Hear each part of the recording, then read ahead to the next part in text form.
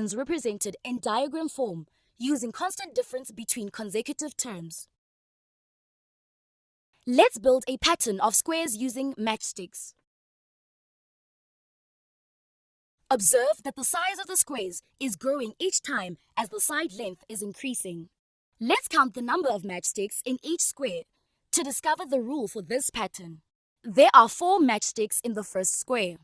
The second square has a side length of 2 matchsticks, so there are 8 matchsticks in total. The third square is made using a side length of 3 matchsticks, so there are 12 matchsticks. 4, 8, 12, and so on.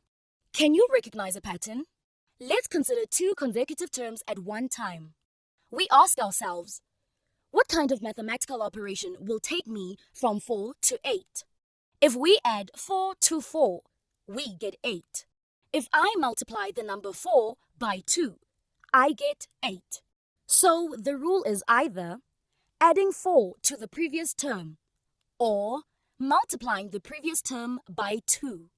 Let's test our rules for the next set of 2 consecutive terms. Adding 4 to 8 gives us 12. Multiplying 8 by 2 gives me 16 and not 12.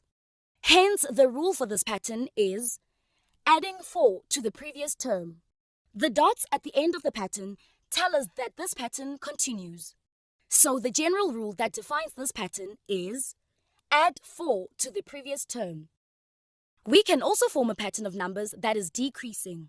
Consider this pattern: 200, 195, 190, 185, and so on.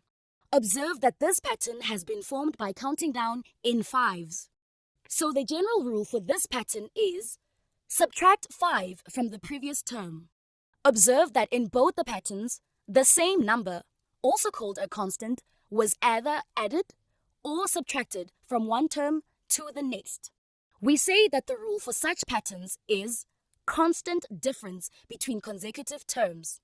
The constant difference for the first pattern is 4.